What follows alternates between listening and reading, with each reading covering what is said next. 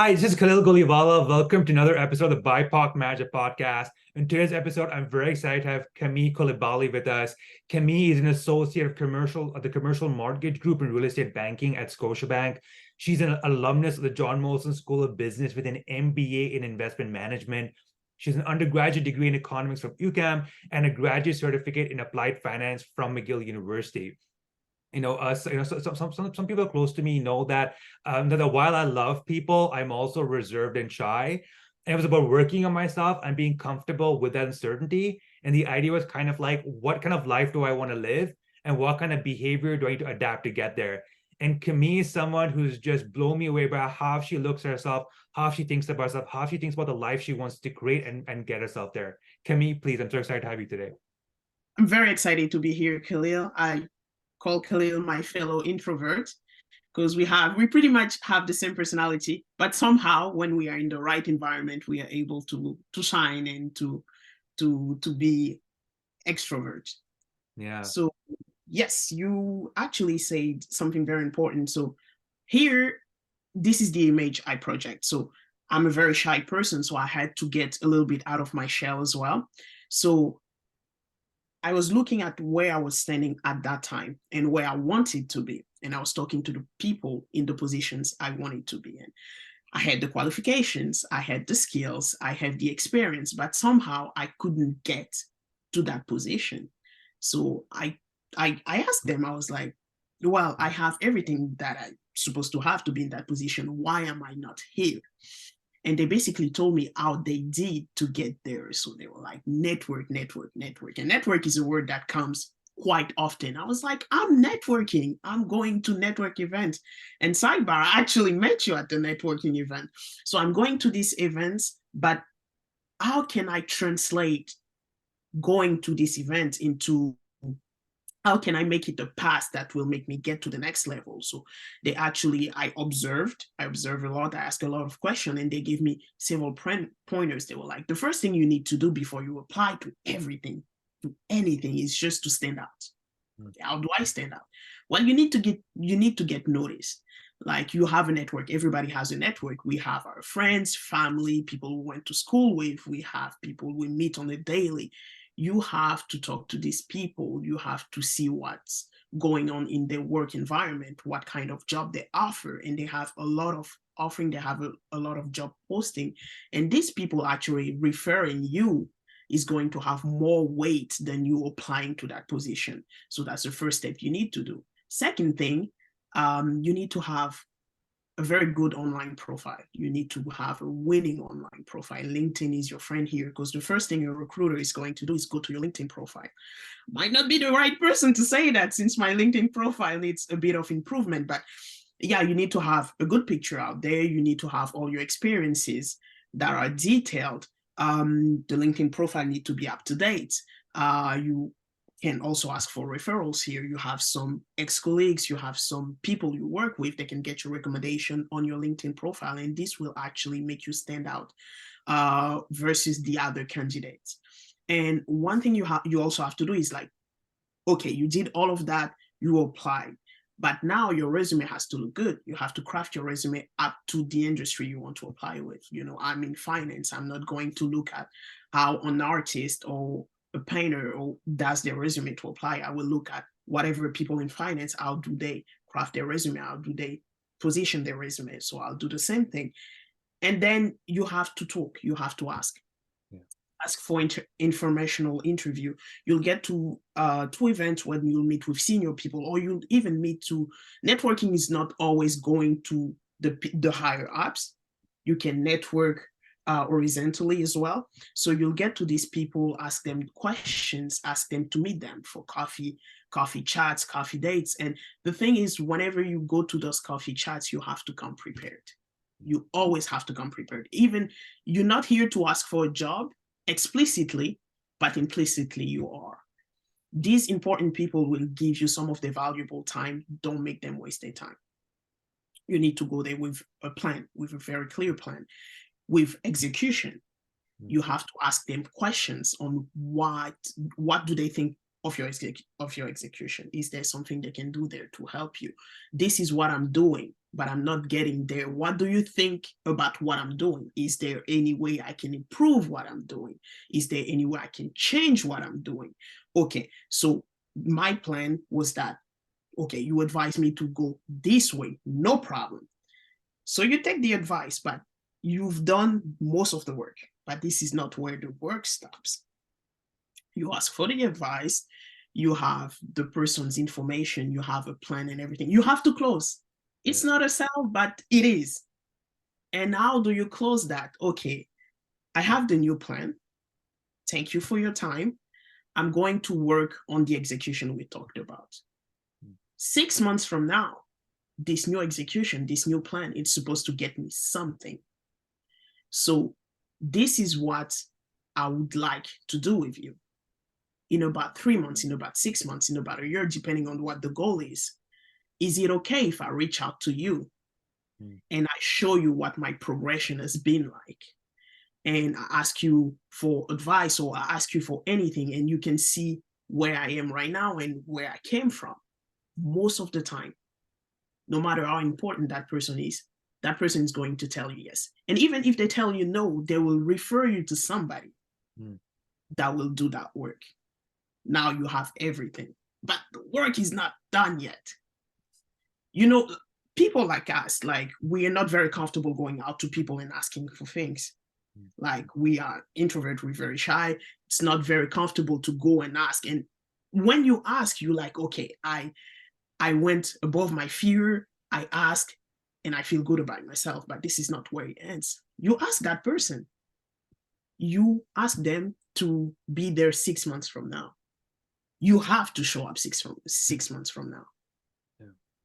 And that person is not necessarily going to go out to you because they are busy. And 6 months was a long time ago. So they went to do other stuff. They don't particularly have it in their head. So it's your job. You're the one asking. So it's your job to go back to them and say, sir, ma'am, my name is this. 6 months ago, we've met, and you granted me permission to come back to you. So 6 months is now. What do you think about us meeting this time, this place? Give them always 2 or 3 options. Try it. It's a sell. It's always a sell. Try to give them options. Don't leave the question open. Because then again, these people are busy. They'll tell you, I'll come back to you, and they get on with other stuff. They will not come.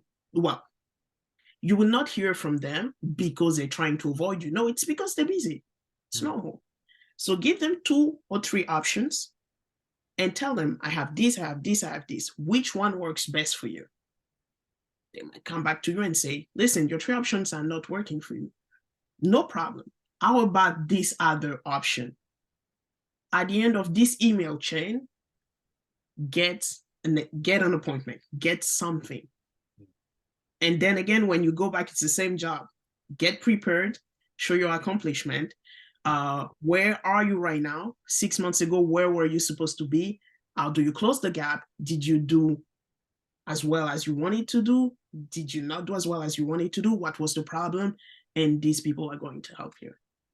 So, no, I love it, Camille. So much to unpack there. But I think the 2 things that you said that stood out, because something I believe is that we don't use the word sales, but it is a sales approach. You are closing people, you're prospecting, you're figuring out what are barriers, hesitations, and you're trying to understand right away, is this person going towards the direction I want to go towards or not?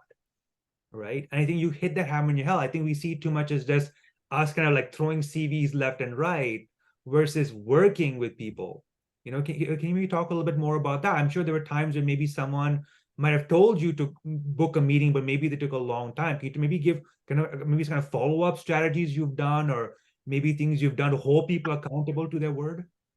absolutely. I'll tell you a story, and it was actually the completely other way around. Yeah. We are from the same alma mater. So I went to our career advisor and I was like, listen, I'm doing all of this. I'm not getting callbacks. Can you do something for me? So she gave me the phone number of a former student. She was like, this guy was a former student. He's currently an executive in a bank, in a big corporation. Yeah. Send him a message.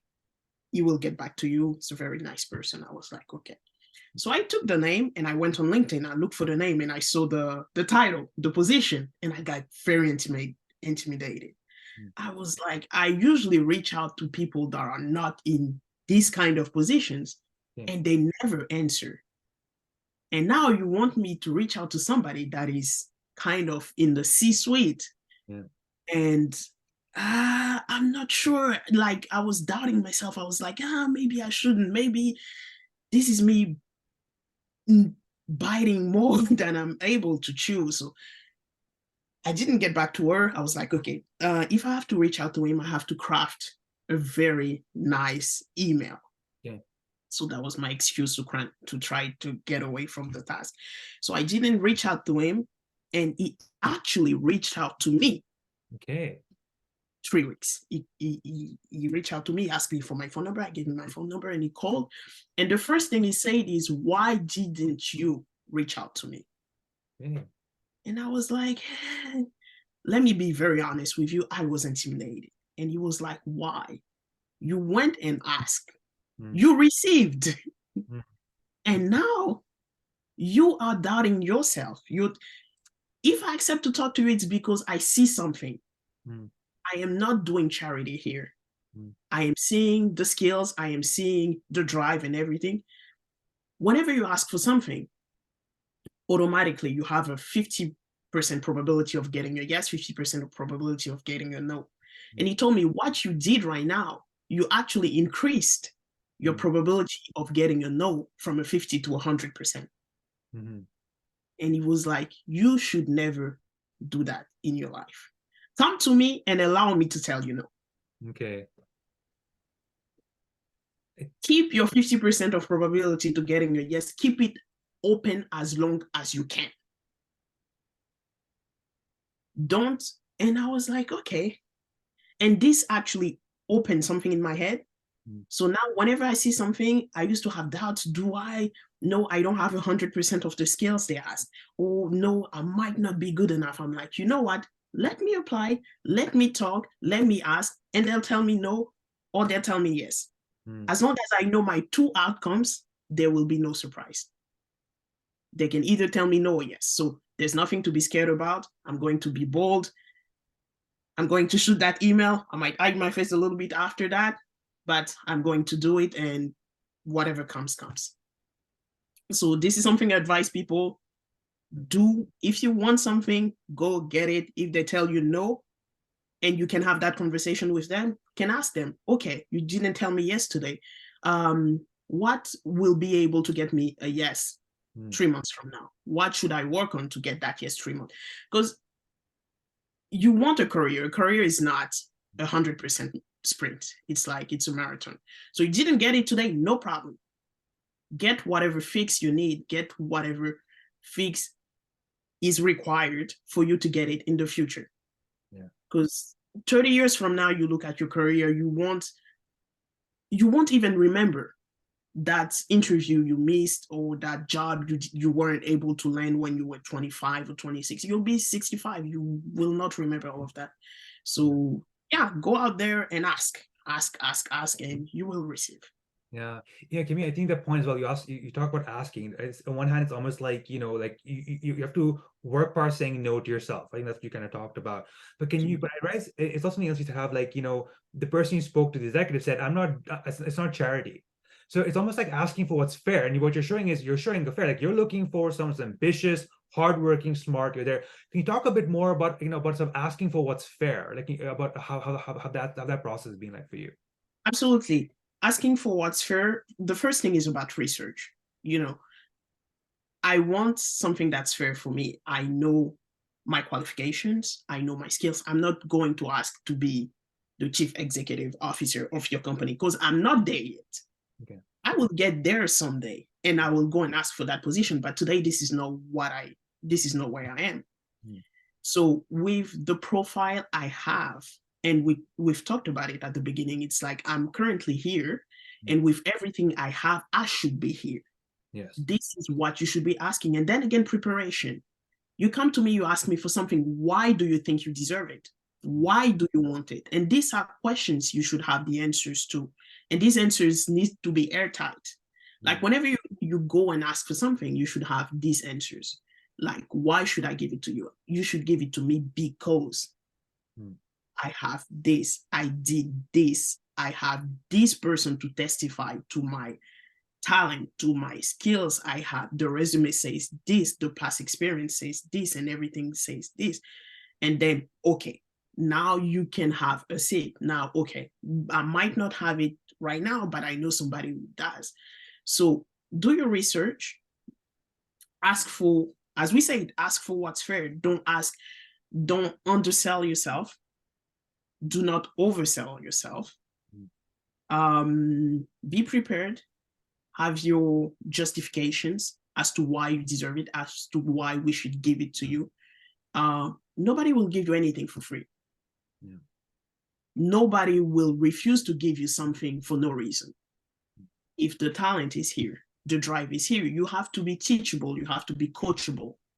You will not have everything. And it's all about attitudes as well. People would rather take somebody who has the attitude, who's open to learn, who wants to learn, who's humble enough to admit to the mistake and work to correct those mistakes, than have somebody that has everything, but there's nothing we can do with them. Because they want you for what you have, but they also want you because they see that you can get to that next level. Yeah.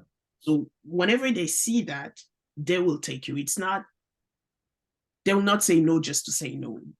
So if you get the work in, you do your research, you have to work smart, not necessarily hard. You have to look for people who got there, try to understand how they got there, and you have to follow the same pattern. Yeah. I think I like it, especially, Camille, especially what's coming back to me is that notion of cells and sales. A lot of people are hesitant about it, but I think that the difference is, when people are applying for a job, it's like it's going in one direction. It's like you have given all the power to somebody else. But a sales is a two-way process. Okay. And what I love is this element you're saying, that actually the power that you have as an applicant, as a job seeker, as someone looking for employment. And you can ask for what's fair, because it's a market and you're looking for that equilibrium between what's fair for you and what's fair for somebody else. But you've got to ask. Applying for a job is just, you send your CVs. There might be questions. They have 1,000 of CVs. If they're not sure you can fill in that position, they will not necessarily pick up the phone and ask you those questions they have about your CVs. Having those conversations, let's just say you put on your CV that you are an outgoing person, you are a hardworking person. Having that conversation, having that negotiation, because it's all about negotiating. Having that conversation with that person, they'll be able to pick some of the skills you wrote on your CVs. Yes. If you are somebody with impeccable negotiating skills, and now that's what your CV says, and now you're having that conversation with the person, and you cannot convey whatever you want, you cannot convince them, you're telling on yourself. It's like you have the most beautiful CV, but I'm having a conversation with you and I cannot see that. So I will take the other guy I had a 5-minute conversation with, and I was able to hear, we had a back and forth, we had a healthy back and forth, and he came in with nice justification, nice arguments and stuff like this. I'd rather take a chance on that person than on you. That's why it's very important to be prepared.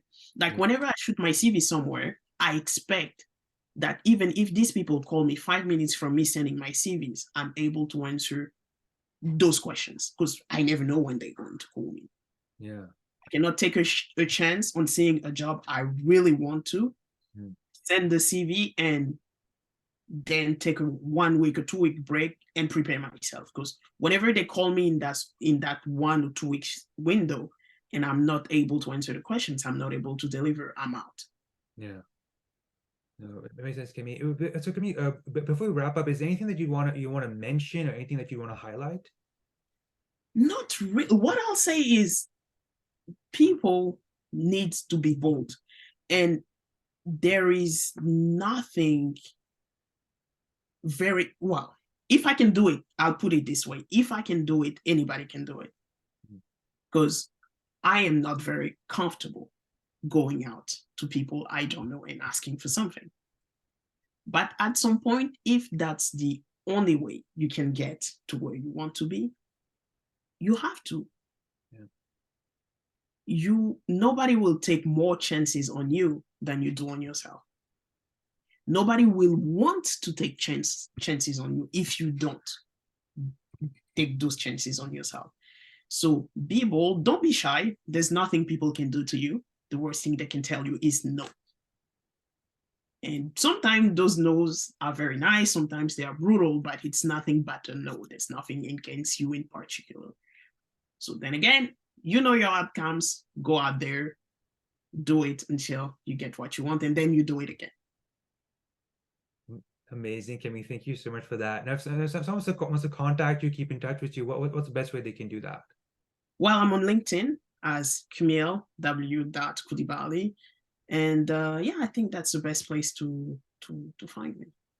Sure. Camille, thank you so much for being a guest today. My pleasure, my pleasure. It was very nice seeing you and talking to you, Khaled. Thanks, Camille. Bye. Bye.